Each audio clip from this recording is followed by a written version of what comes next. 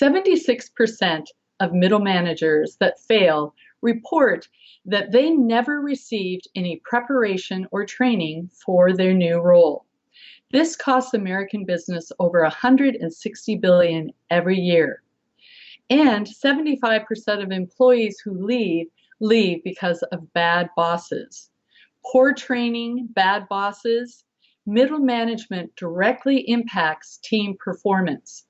Today, we're going to have 4 A's. The 4 A's that are going to help you as a middle manager up-level your performance and thus the team performance.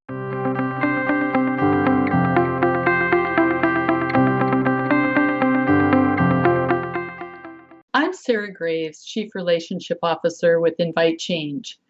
And I used to be a middle manager, and I now have clients who are middle managers. Let's get started with the first A, anticipate. Anticipate greatness in your team. Many middle managers will start to anticipate their people's answers. They'll see all of the people's faults. I encourage you to see their greatness. Catch them in the act of being themselves. Years ago, I had an executive vice president give me these words, and I wrote it on a 3x5 card and kept it in my car and in my purse. Always assume positive intent. Always assume positive intent. Boy, did that shift my gears. I started to listen to my people differently. I started to see their actions in a different way. Because instead of seeing what was wrong with what they were doing, I started seeing what was right in what they were doing and being their champion and asking them, what else could they do? What else could they deliver to the team and to achieving their goals? Second A, aspire. Aspire to know yourself and your team better. We all have blind spots.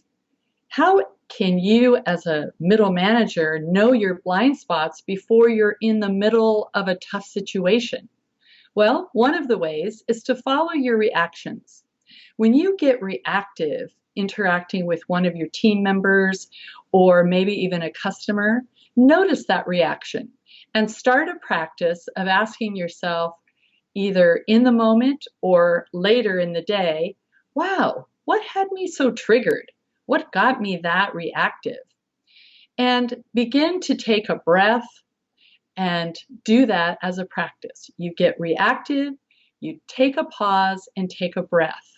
Look within and start to unravel what is going on for you. Because the more you know yourself better, you'll be able to interact with your team better. I had a client who was constantly getting triggered by his team. And he had come to me because he'd actually lost the trust of his team, and he aspired for more. We began the practice of pausing, taking a breath, and he journaled his different reactions during the course of a week. He aspired to have that realignment with his team and gain their trust back. It took some time, but as he worked with himself and started to listen to his team and open his mind to not just what he was reactive to, but how he wanted to respond. What did he want in the situation that was then going to allow him to have the interchange with his employee that would bring back their voice? They had become afraid to even speak up or share ideas or solutions. And all of a sudden, over time, he began to build back their trust. What happened? Ideas, solutions, key performance indicators, and goals all started to be hit, and the team trust came back. So, aspire to know yourself better and know your team better. Our third A is adapt. You got to your position because you're awesome. You were a rare performer, and the company recognized that it was time for you to have a promotion. So you have a set way of doing something, and you know it was successful. Well, now you've got a whole new set of team that reports into you. You've got new customers, and if you come in with that set point of view, you're going to miss a lot.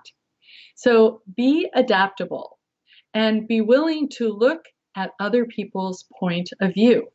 That's going to take some practice. And you might think of whether it's a camera lens or looking at your life with a wider aperture. That might help you as far as a visual. So when you go into a situation, instead of coming in with your goals, your initiatives, and what you want to accomplish, have those, but set those here. And instead be in relationship. You've got that transaction you want to accomplish, but be in relationship. Adapt. Here's a perfect example. Years ago, when I was in the wine business, I would do lineups for servers and waiters and bartenders and sommeliers. We'd taste through a wine, and everyone would look to me for the information. How was the wine made? Where were the grapes grown? Well, over time, smartphones popped up.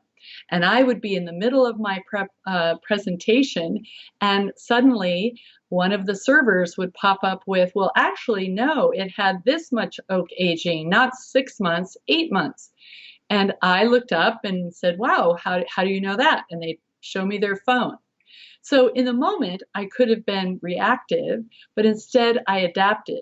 And so I started asking them questions. All right, what's the difference between 8 months in oak and 5 months in oak?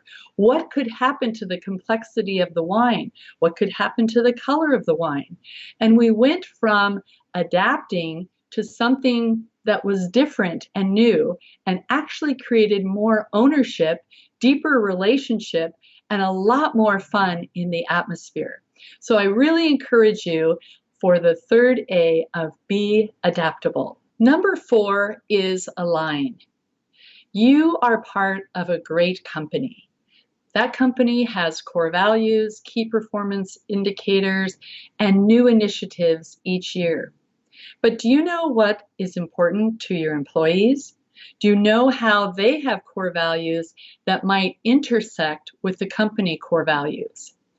If you, as the middle manager, take your time to get to know your team and ask them, what are your core values? How do you see the intersection between where you're working and who you are as a person?